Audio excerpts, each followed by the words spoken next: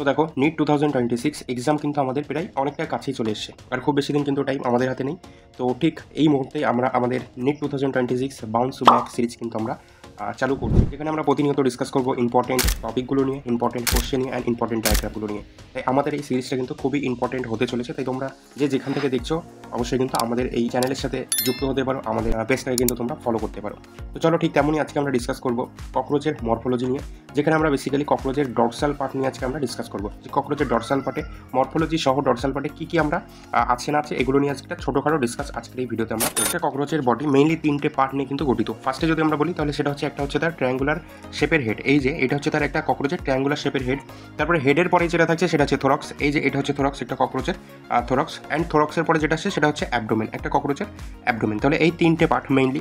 এবার হচ্ছে যে হেডের পরে যেটা আমরা থোরাক্স দেখছি, ককরোচের এই থোরাক্সটা মেইনলি তিনটে সেগমেন্ট আমরা দেখতে পাই। ককরোচের এই থোরাক্সে আমরা তিনটে সেগমেন্ট দেখতে পাই, এভাবে তিনটে সেগমেন্ট দেখতে পাই ককরোচের থোরাক্সে। অ্যান্ড যেটা অ্যাবডোমেন আছে, অ্যাবডোমেনে আমরা দেখো এখানে যে সেগমেন্টগুলো বোঝা যাচ্ছে এই পিকচারটা, দেখো একটা দুটো তিনটে চারটে পাঁচটা ছটা সাতটা আটটা নটা দশটা, এভাবে কিন্তু তার অ্যাবডোমেনে কিন্তু 10টা সেগমেন্ট দেখা যায়। তাহলে ককরোচের যে থোরাক্স দেখো, এই ককরোচের থোরাক্স তিনটে সেগমেন্ট নিয়ে তৈরি।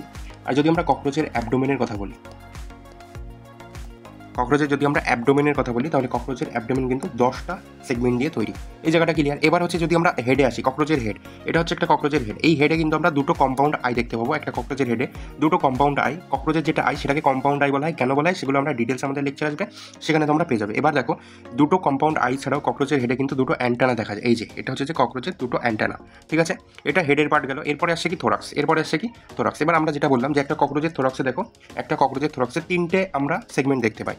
এই যে ধরো একটা মানে সাপোজ যদি আমরা দেখি তাহলে এটা হচ্ছে একটা ককরোচের থোরাক্স, এখানে কিন্তু আমরা তিনটে সেগমেন্ট দেখতে পাই। এই তিনটে সেগমেন্ট নিয়ে কিন্তু ককরোচের থোরাক্সটা তৈরি হয়েছে বা গঠিত।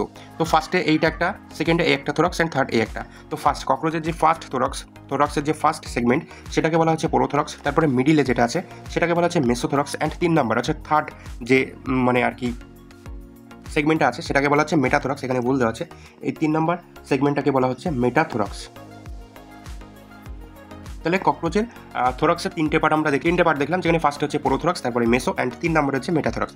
এবার ককরোচের যে থোরাক্স থেকে কিন্তু 2 পেয়ার অফ তাদের যে উইং সেটা কিন্তু বেরিয়েছে। তো ফার্স্টে আমরা যদি দেখি তাহলে দেখবো ফার্স্ট পেয়ার অফ উইং যেটার নাম হচ্ছে ফোর উইং, সেই ফোর উইংটা কোথা থেকে বেরিয়েছে দেখো এখানে ক্লিয়ারলি দেখা যাচ্ছে, সেটা কিন্তু বেরিয়েছে মেসোথোরাক্স থেকে। তাহলে এইটা হচ্ছে ককরোচের, এটা হচ্ছে ককরোচের ফোর উইং।